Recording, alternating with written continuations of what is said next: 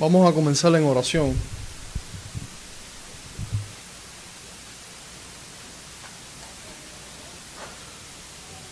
Padre, nos disponemos en este tu santo día a darle continuidad al estudio de las doctrinas que vemos en tu palabra. Pero lo primero que debemos hacer, no por una cuestión solamente de orden, sino porque tenemos una necesidad de venir a ti en oración. Es lo primero que debemos hacer cada vez que nos disponemos a hablar de asuntos tan sagrados como lo es la obra de tu Hijo amado Jesucristo, como lo es tu reino. Así que, Padre, estamos ahora delante de ti, rogándote, no solamente por un entendimiento correcto de tu palabra, no solamente para que nuestras mentes se adecúen a la perspectiva bíblica, sino para que no haya nada que estorbe nuestro aprendizaje.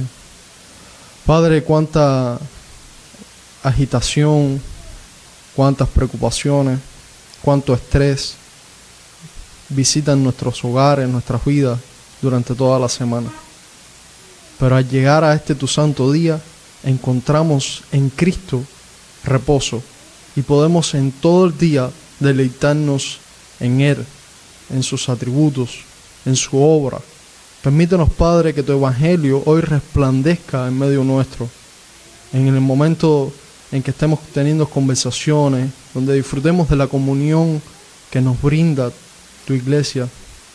Padre, permite que seamos edificados unos a otros, que esto no pase a ser un día más en nuestro calendario, sino de que hoy podamos crecer en la fe un poco más que ayer.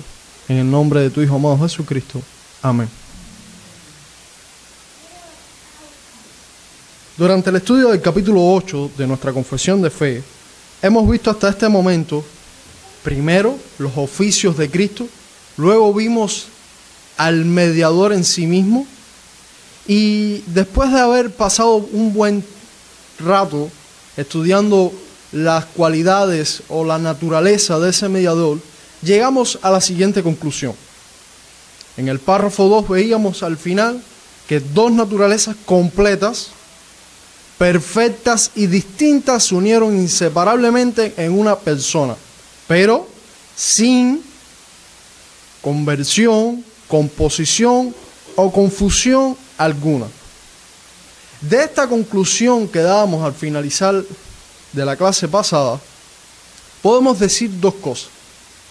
Lo primero es lo simple de esta conclusión. O sea, usted no tiene que saber una gramática muy profunda, usted no tiene que tener grandes conocimientos teológicos para entender esta conclusión. Es tan simple y sencillo como lo que colocamos en pantalla, que es lo que tenemos escrito ahí en nuestra confesión de fe. Sobre estas dos naturalezas que coexisten y están 100% cada una de ellas en nuestro mediador, la relación que ocurre entre estas dos naturalezas, podemos decir, así de simple, que no ocurre, o sea, sin conversión.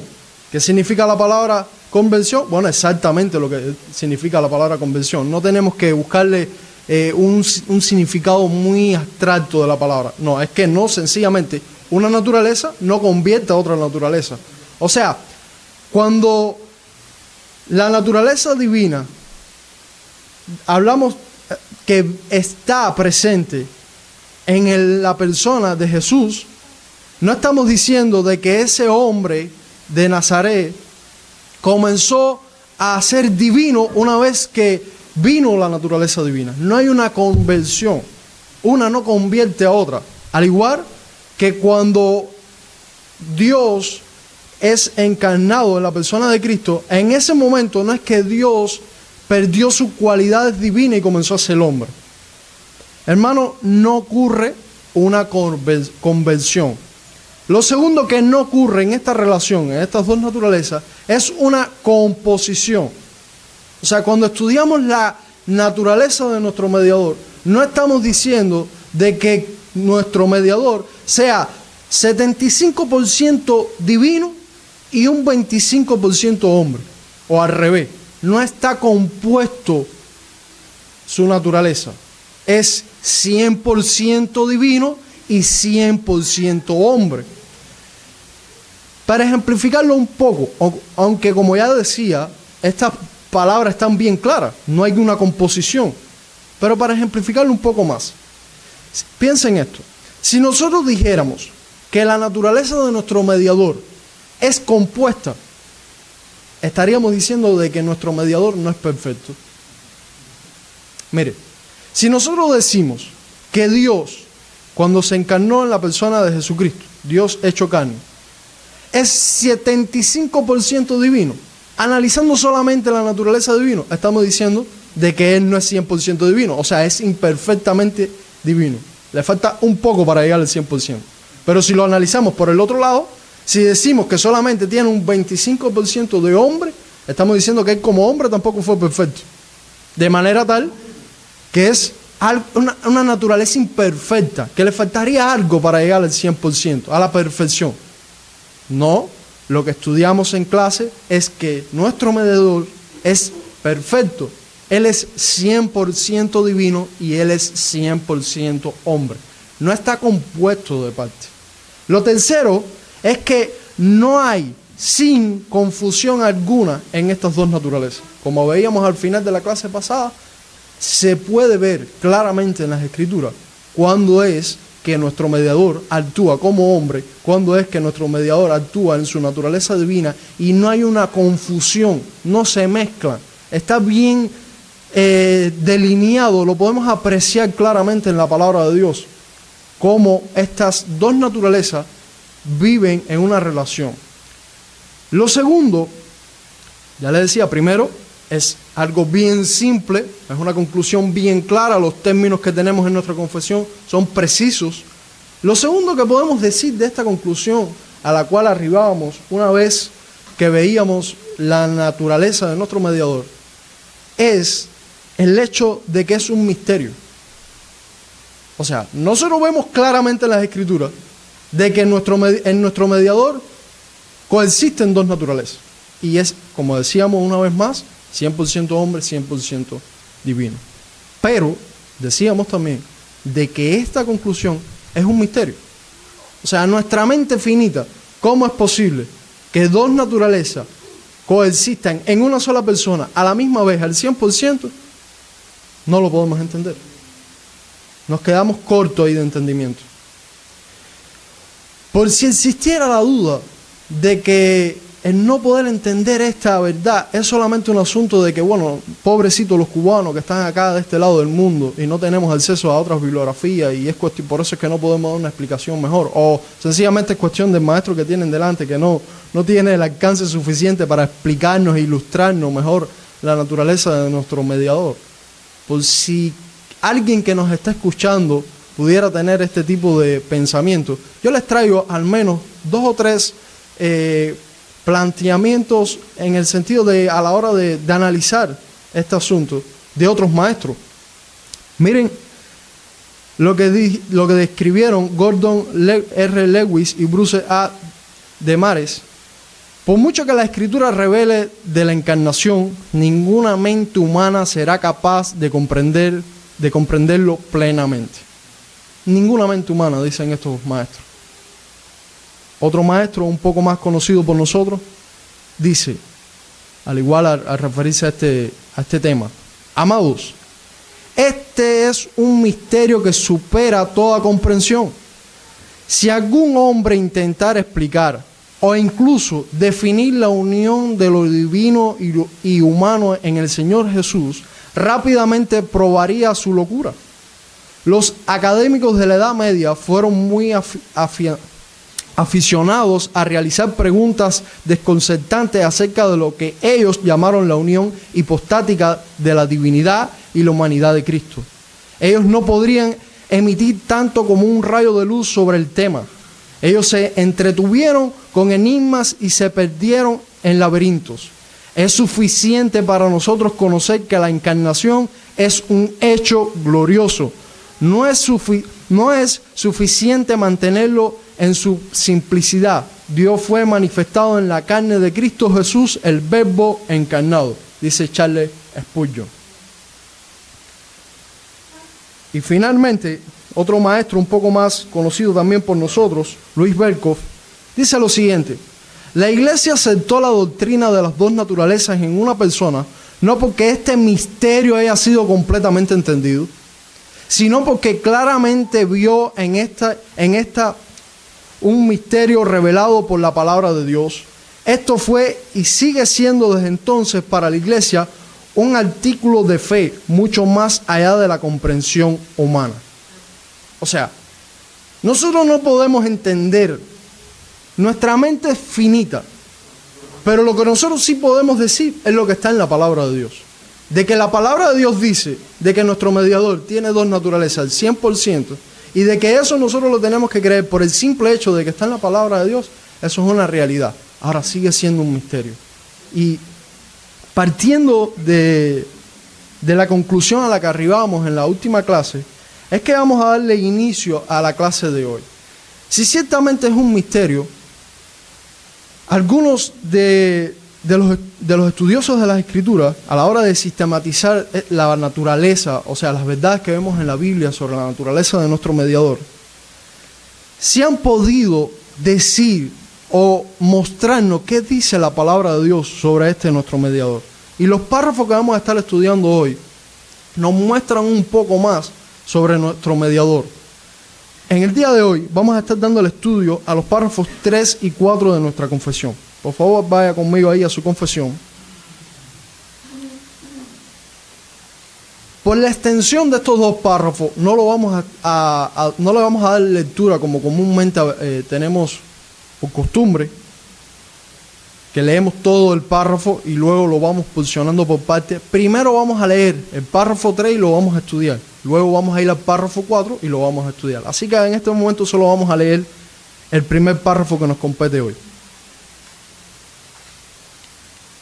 Que les adelanto que vamos a estar tratando en esta clase dos temas fundamentales. Vamos a estar viendo, como ven en pantalla, la clase lleva por título la ordenación y descripción histórica de la obra del mediador. En el estudio del párrafo 3, que vamos a darle lectura ahora, vamos a estar viendo lo referente a la ordenación de nuestro mediador. Dice así nuestro párrafo: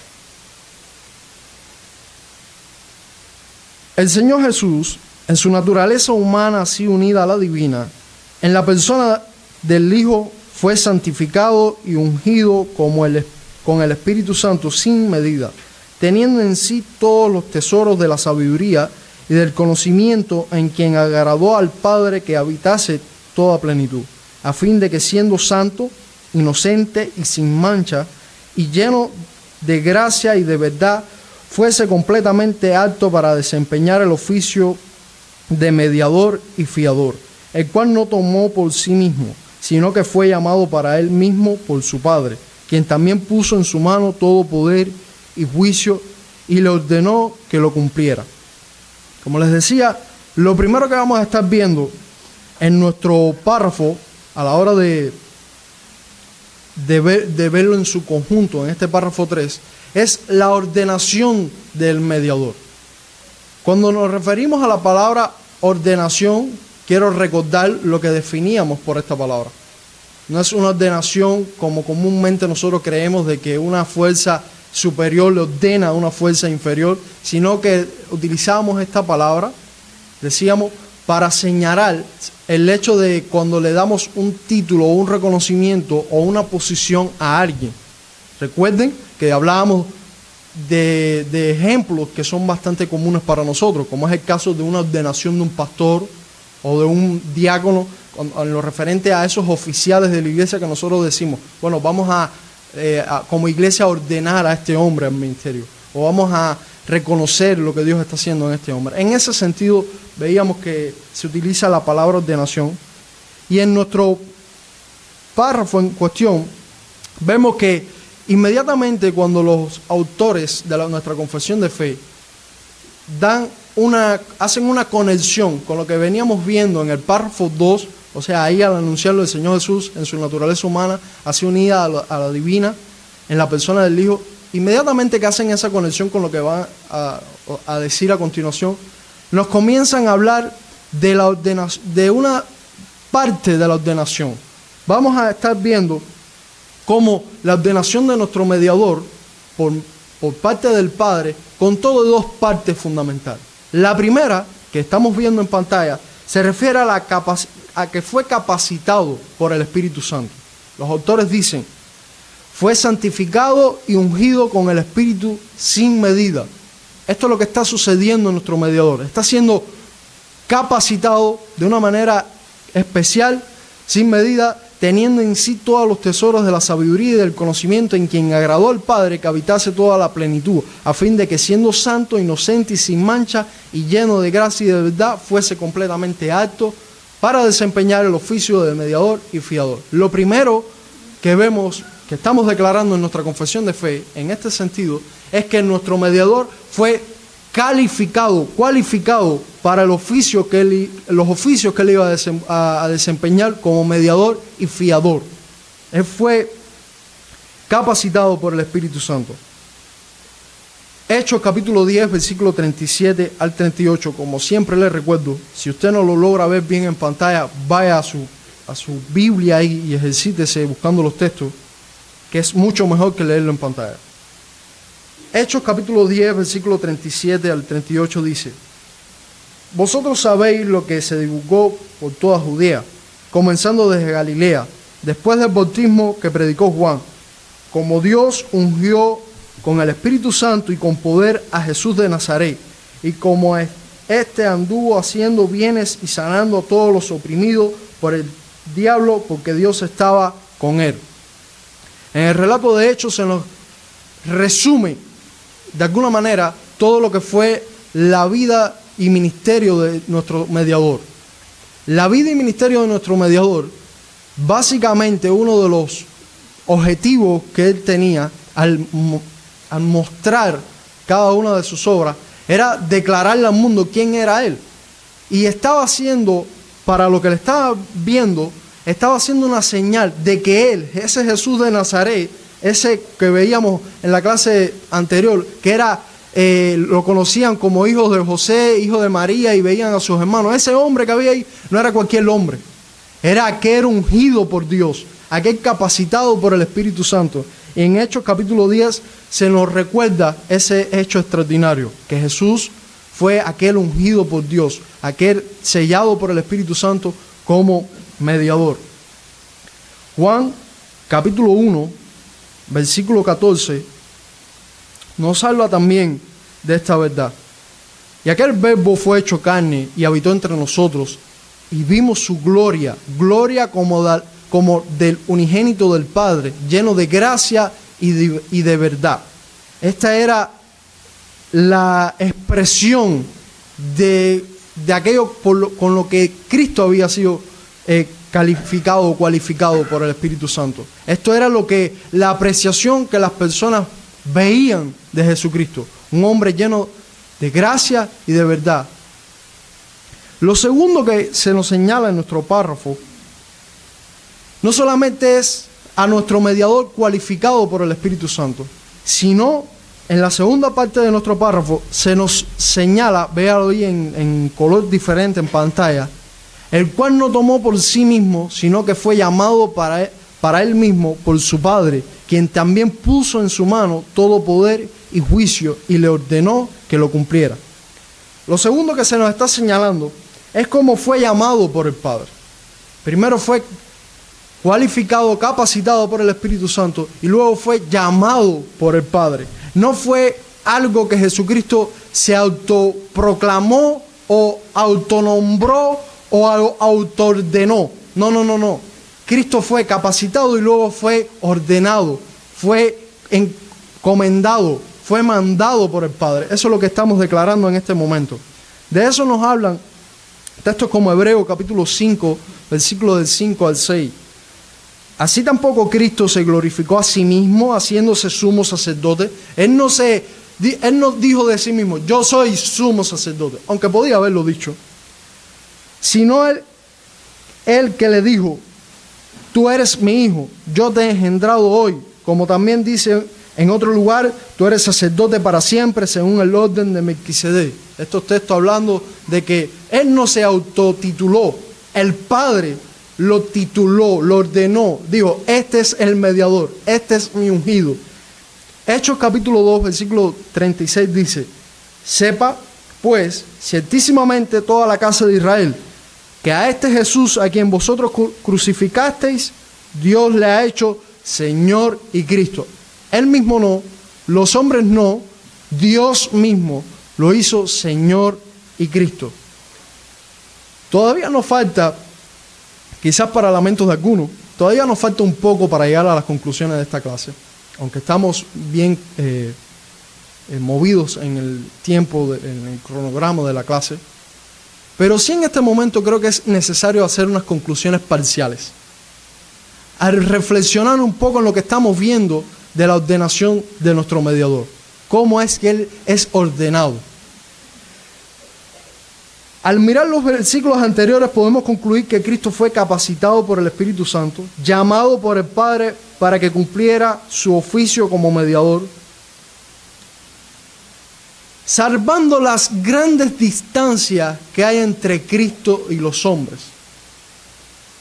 Podemos aprender algo de esto.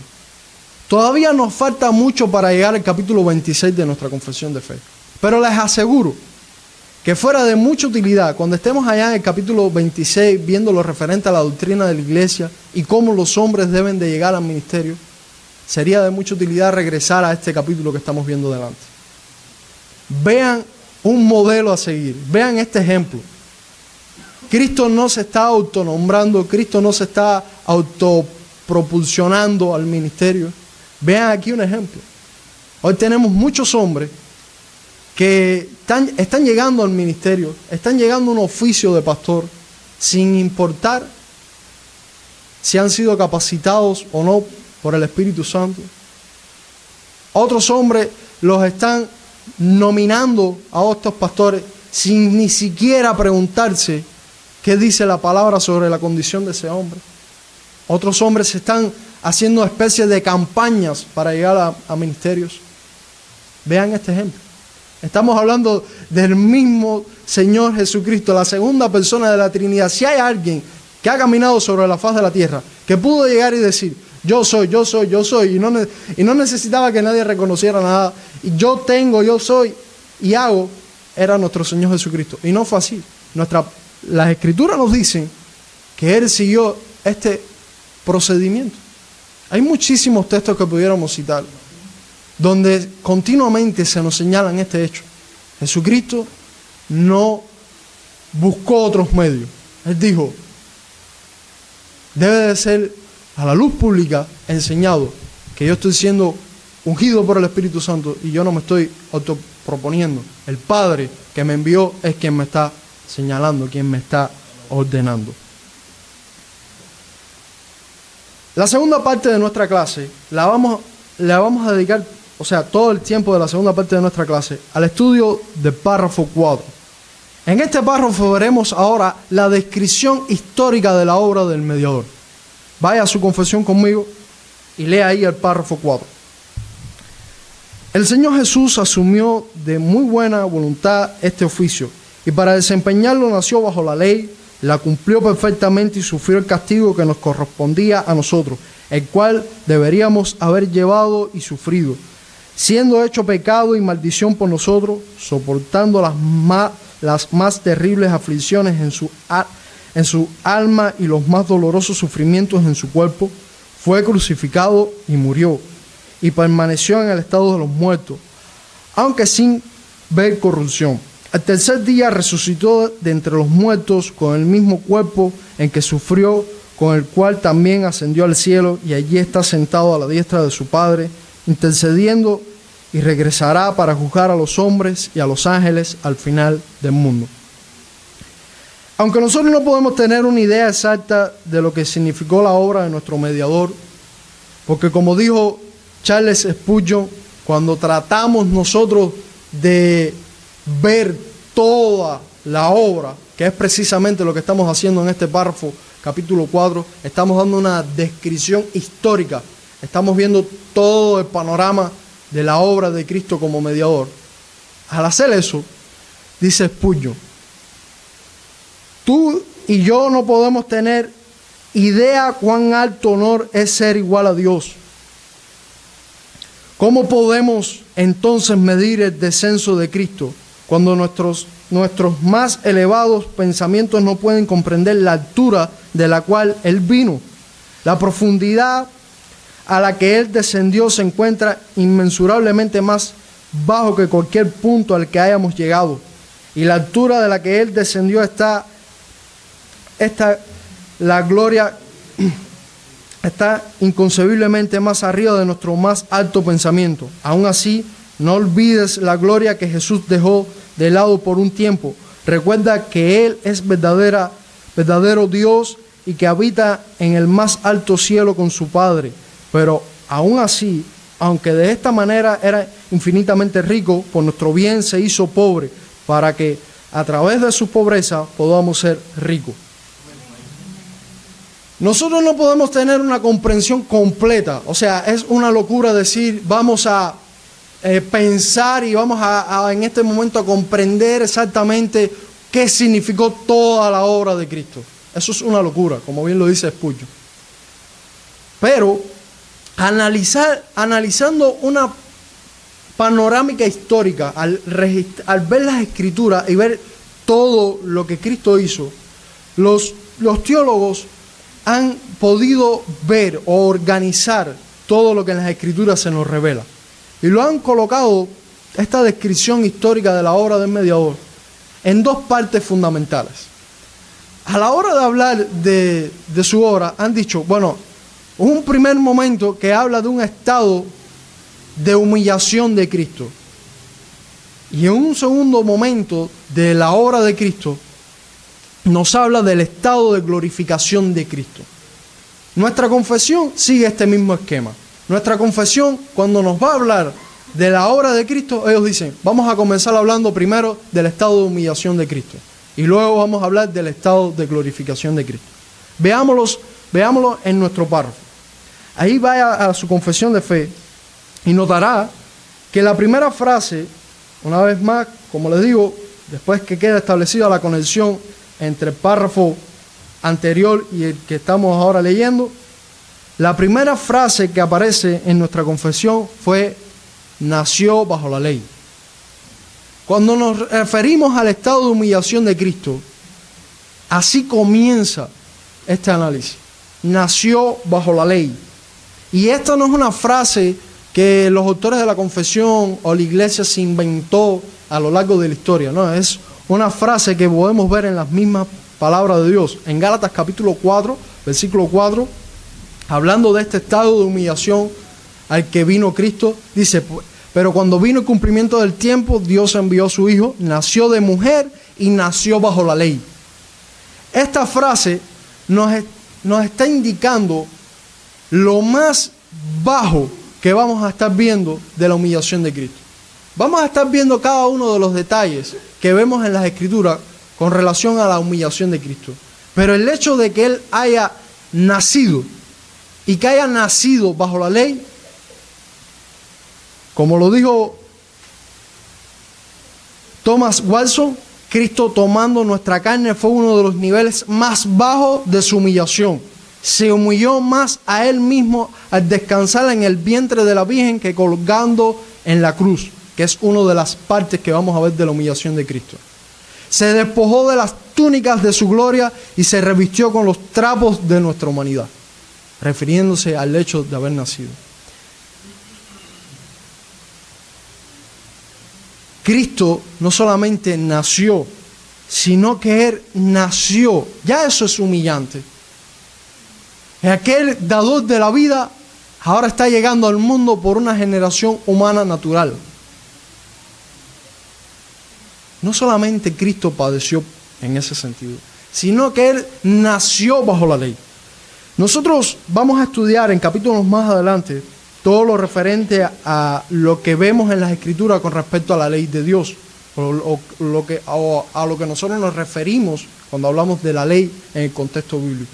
Pero en este momento, ten en mente que cada vez que nosotros hablamos en el contexto bíblico de la ley, nos referimos a 3 esferas fundamentales.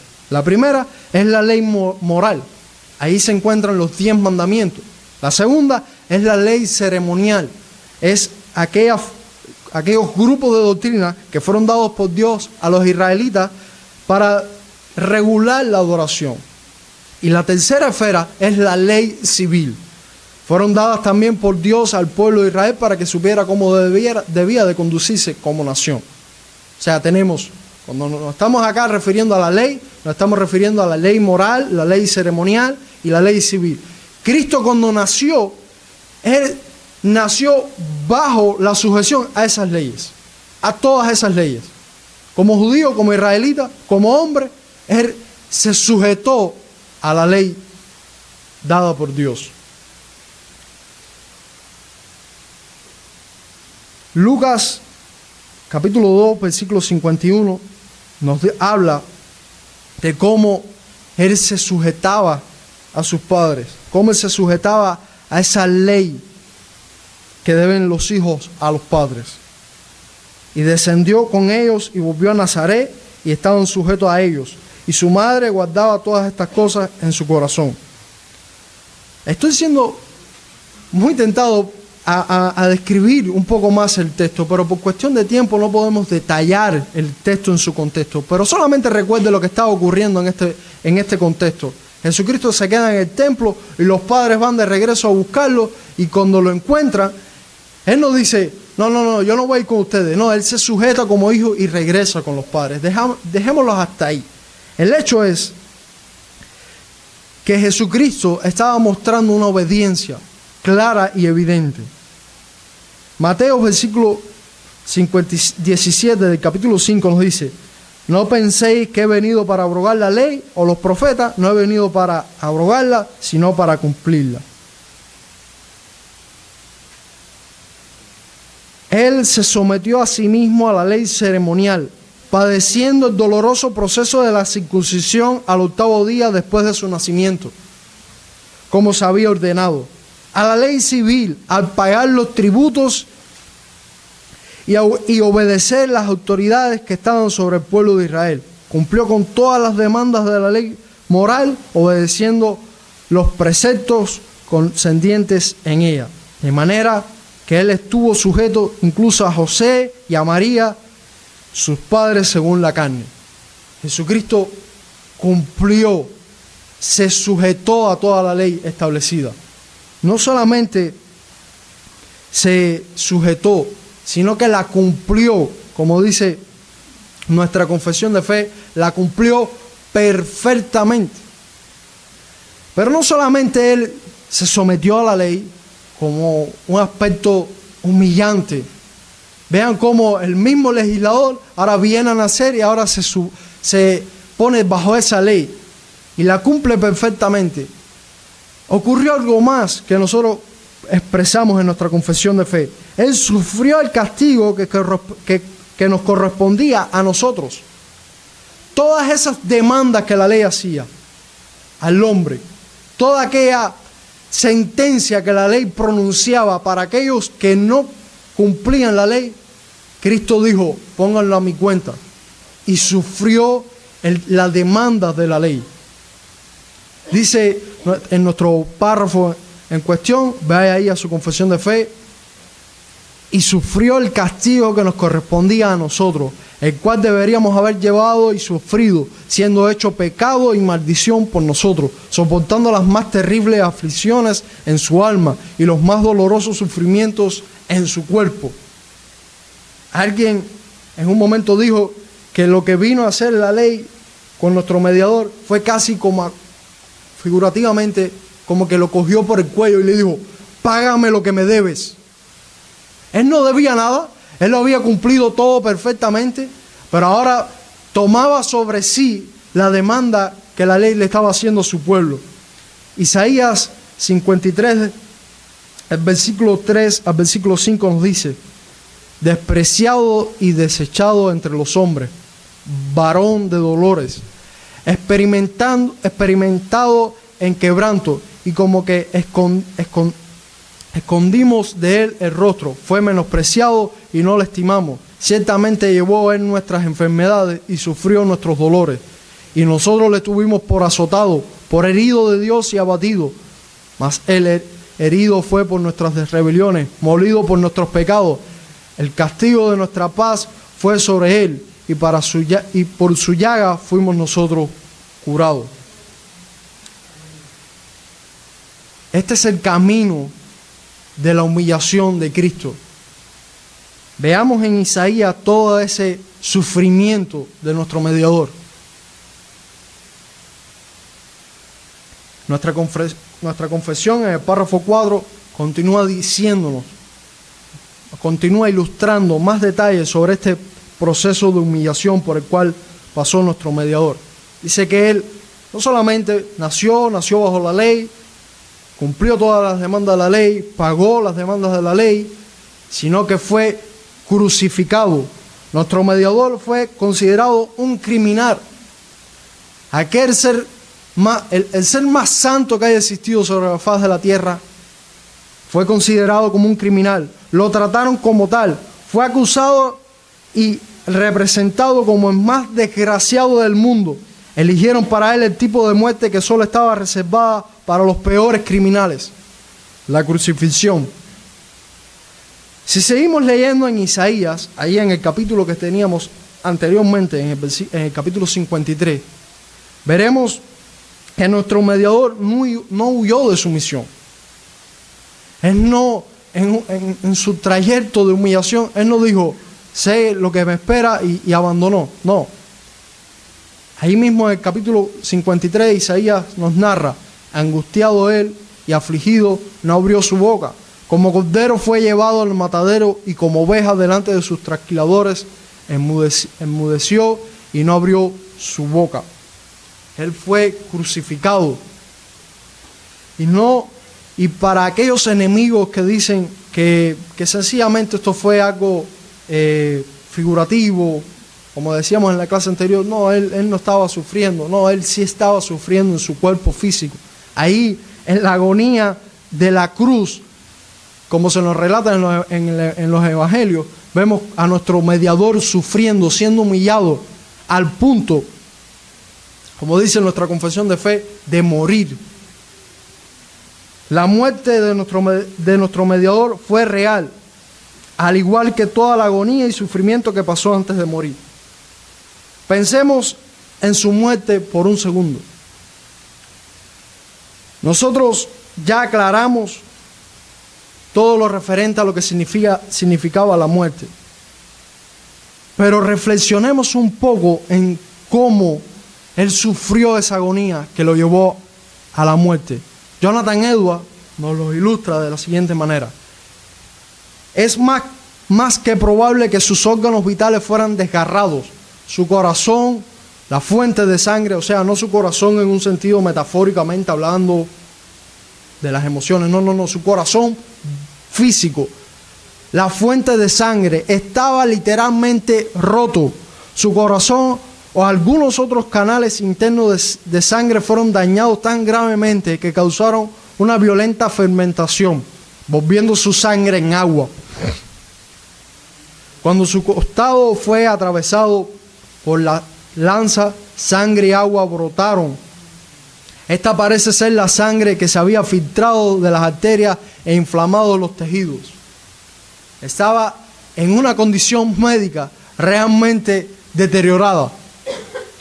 Él estaba sufriendo en esa cruz real. Su cuerpo físico estaba experimentando verdaderos dolores.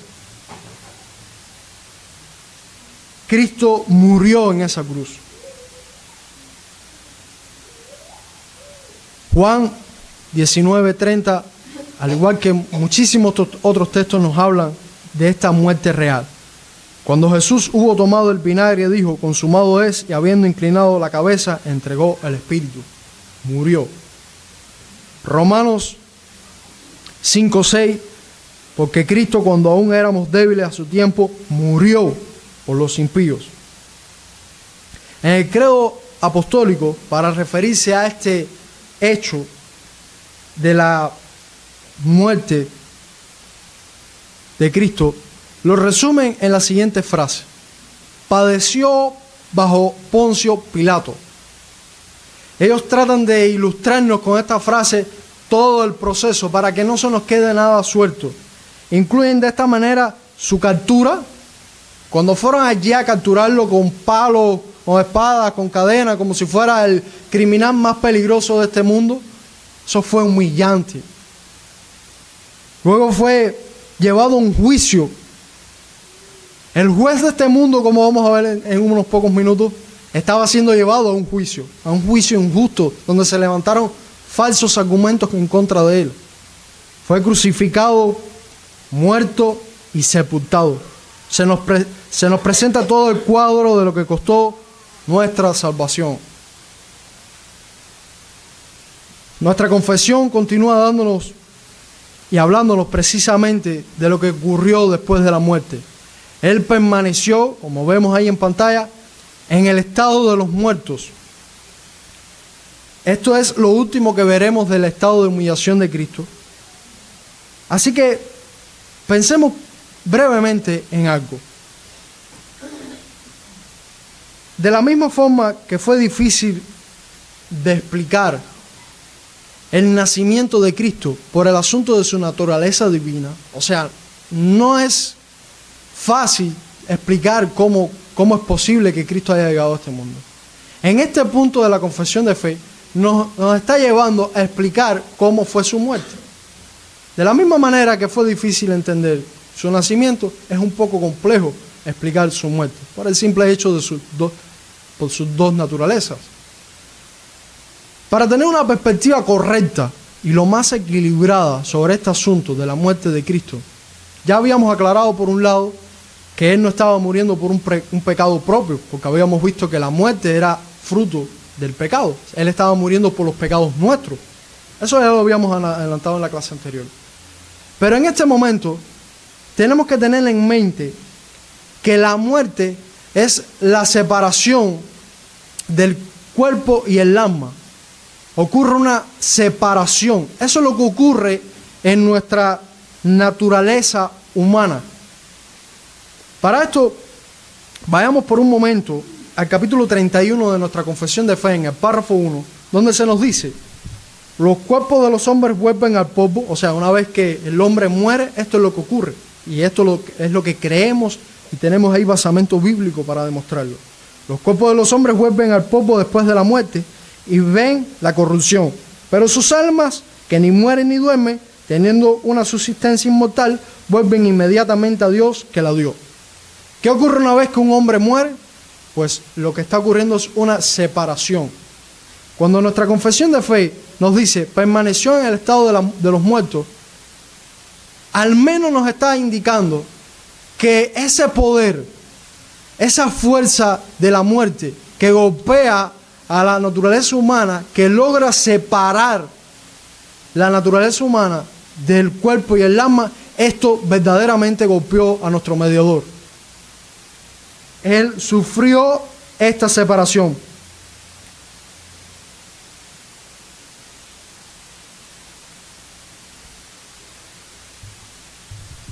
Permaneció en el estado de los muertos. Eso es lo que podemos decir. Ahora, nuestra confesión de fe hace una grande, pero grande salvedad entre lo que ocurre en los hombres con lo que ocurrió en nuestro Señor Jesucristo. Él permaneció en el estado de los muertos, Él sufrió este golpe de la muerte, aunque sin ver corrupción. ¿Qué ocurre en los hombres? Bueno, el cuerpo va ahí a una tumba, se corrompe, el cuerpo físico se deteriora. Nuestro Señor Jesucristo, su cuerpo físico permaneció en esa tumba, pero sin ver corrupción. Para tener una perspectiva adecuada de lo que está ocurriendo después de la muerte de Cristo, nosotros, como siempre enseñamos, debemos de llegar hasta donde la Biblia llega. Y lo que vemos en la Escritura es que su cuerpo en esos 3 días permaneció ahí, en esa tumba, pero fue conservado completamente. Hechos capítulo 13, versículos del 36 al 37, porque a la verdad David, habiendo servido a su propia generación según la voluntad de Dios, durmió y fue reunido con sus padres y vio corrupción. Mas aquel a quien Dios levantó no vio corrupción. Aquí este es un discurso que Pablo está dando, y en medio de su discurso hace una comparación entre David y Cristo. Dice, Cristo como David como un hombre común, como otro cualquiera. Él murió, su cuerpo fue enterrado y su cuerpo se corrompió. Fue a la tierra, fue al polvo, como decíamos anteriormente. Pero Cristo no. Él hace la salvedad. El cuerpo de Cristo fue preservado sin corrupción. Hay un texto en las Escrituras que lo tenemos ahí en nuestras referencias bíblicas, pero él ha estado guardando hasta este momento, porque precisamente hace una transición. Nos resume hasta este momento todo este estado de humillación de Cristo y luego nos mueve al estado de glorificación de Cristo. Filipenses capítulo 2, versículo 8 al 9 dice lo siguiente: y estando en la condición de hombre, refiriéndose a Cristo, se humilló a sí mismo, haciéndose obediente hasta la muerte, y muerte de cruz. Por lo cual Dios también lo exaltó hasta lo sumo y le dio un nombre que es sobre todo nombre. En este mismo versículo ocurre esta estructura que yo le estaba presentando hasta este momento. Él fue humillado, pero luego Dios lo exaltó. Y eso es lo que sigue en el estudio de nuestra confesión de fe en el párrafo 4. Al tercer día resucitó de entre los muertos con el mismo cuerpo en que sufrió. Ese mismo cuerpo en que padeció toda su angustia, todo ese sufrimiento que fue donde se le clavó una lanza. Ese mismo cuerpo que estaba ahí sepultado en esa tumba durante 3 días, al tercer día resucitó de entre los muertos. Cristo vence esa fuerza que le decía anteriormente que lo separó. Él vence esa fuerza y ahora Él toma su cuerpo, lo resucita, se une nuevamente a ese cuerpo. Él resucitó. Sobre la resurrección de Cristo, hay una sola cosa que podemos resaltar en este momento. Como decía Charles Spurgeon, refiriéndose a la resurrección de Cristo, dijo: no tengo nada que decir acerca de la resurrección de nuestro Señor. Y los ministros de Dios no tienen tampoco nada que decir, más allá de dar testimonio del hecho de que Jesucristo, de la simiente de David, resucitó de los muertos. Aunque lo convirtieran en poesía, aunque lo declararan en el sublime verso, vendría a ser lo mismo, aunque lo proclamaran en monosílabos y lo escribieran de tal manera que los niños pudieran leerlo en sus primeros abecedarios, se reduciría a lo mismo. Ha resucitado el Señor verdaderamente. Lo que debemos resaltar y lo que estamos proclamando en este lugar es que nuestro mediador, nuestro Señor Jesucristo, no permaneció en ese estado de los muertos. Él resucitó. Ese cuerpo que yacía en esa tumba ya no está ahí. Fue no solamente preservado, sino que se levantó. Juan 20, 25 y 27, hablándonos de este estado de glorificación de Cristo, nos narra la historia que citábamos anteriormente del incrédulo Tomás. Le dijeron pues los otros discípulos: al Señor hemos visto. Él les dijo: si no viere en sus manos la señal de los clavos, y metiere mi dedo en el lugar de los clavos, y metiere mi mano en su costado, no creeré. Tomás está diciendo: el cuerpo que yo vi que fue sepultado ahí, ese mismo cuerpo, no otro cuerpo, ese mismo cuerpo, si no, yo no lo veo aquí ahora caminando en medio de nosotros con vida, yo no puedo creer que Él resucitó. Versículo 27, luego dijo a Tomás, aparece nuestro Señor Jesucristo: pon aquí tu dedo y mira mis manos, y acerca tu mano y métela en mi costado, y no seas incrédulo, sino creyente. Ese mismo Cristo que una vez fue ahí colgado en esa cruz, ahora es resucitado y se muestra glorificado.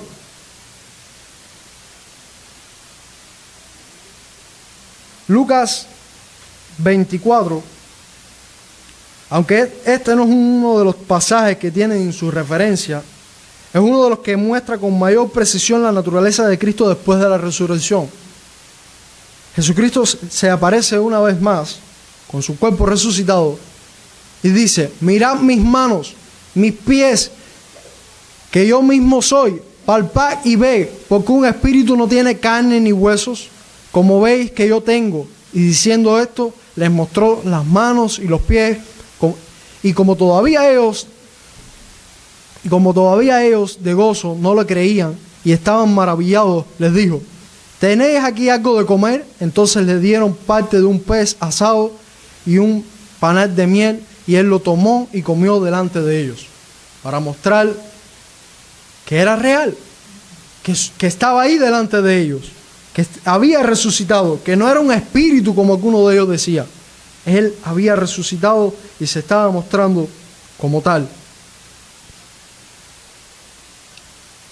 Este mismo Cristo, en este mismo estado, como lo estamos viendo, con ese mismo cuerpo, como dice nuestra confesión, con el cual también ascendió al cielo. Nuestro Señor Jesucristo ascendió como parte de su glorificación al cielo. Hechos capítulo 1, del versículo 9 al 11, nos narra cómo ocurrió ese suceso. Y habiendo dicho estas cosas, viéndolo ellos, fue alzado y les recibió una nube que les ocultó de sus ojos, y estando ellos con los ojos puestos en el cielo, entre tanto que él se iba, he aquí se pusieron junto a ellos dos varones con vestiduras blancas, los cuales también les dijeron: varones Galileos, ¿por qué estáis mirando al cielo? Este mismo Jesús que ha sido tomado de vosotros al cielo, así vendrá como lo habéis visto ir al cielo. Nuestra confesión de fe continúa construyendo los argumentos de la glorificación de Cristo al decirnos: y allí está sentado a la diestra de su Padre intercediendo. Lamentablemente algunas personas no solamente no ven nada de la obra de Cristo, no ven nada de su oficio como mediador, sino que piensan que una vez que Él resucitó, ya ahí llegó el fin de su oficio. Cristo aún continúa ejerciendo su oficio. Romanos 8:34 nos dice: ¿quién es el que condenará? Cristo es el que murió, mas aún el que también resucitó, el que además está a la diestra de Dios, el que también intercede por nosotros.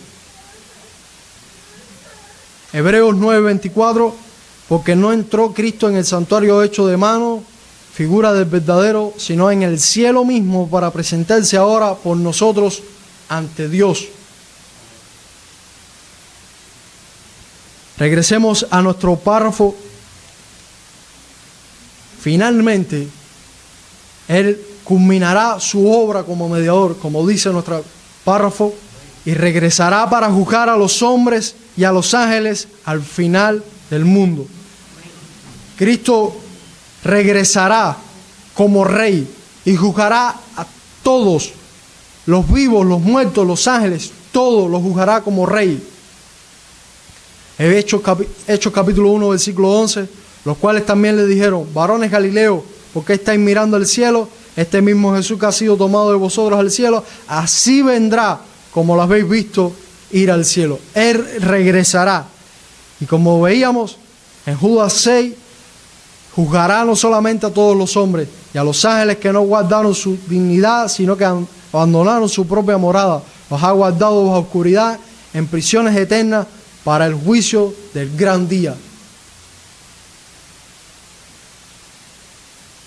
Ya para concluir,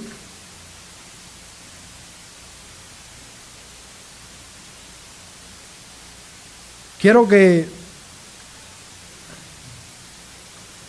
reflexionemos en la siguiente frase de Thomas Watson. He ahí un sagrado enigma o paradoja: Dios manifestado en la carne. Que el hombre sea hecho a la imagen de Dios fue una maravilla, pero que Dios fuese hecho a la imagen del hombre es una más grande maravilla. Que el anciano de días llore en una cuna, que aquel que gobierna las estrellas mame de un pecho, que una virgen concibiera, que Cristo sea formado de una mujer y de aquella mujer la cual Él mismo creó, que la rama pueda sostener la vid, que la madre sea más joven que el niño que lleva, y ese niño en el vientre más grande que la madre, que la naturaleza humana no sea Dios, sin embargo, una con Dios. Cristo tomando carne es un misterio que nunca entenderemos completamente hasta que lleguemos al cielo, cuando nuestra luz será clara, así como nuestro amor perfecto. Como dijo Watson, la obra de Cristo es un misterio para nosotros, pero de lo que se nos es revelado podemos sacar algunas aplicaciones prácticas para nuestras vidas, de manera tal de que no sea solamente en estas clases conclusiones teológicas, sino que veamos también cómo podemos aterrizarlas y apegarlas a nuestra vida.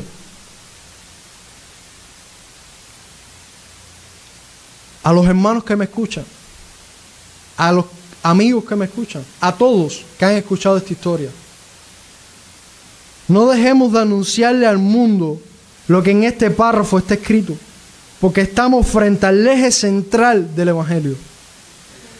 Si en tu labor de mostrarle a otros la obra de Cristo no sabes cómo hacerlo, o simplemente necesitas una guía que te ayude a presentar tus argumentos de forma organizada, puedes venir a este párrafo.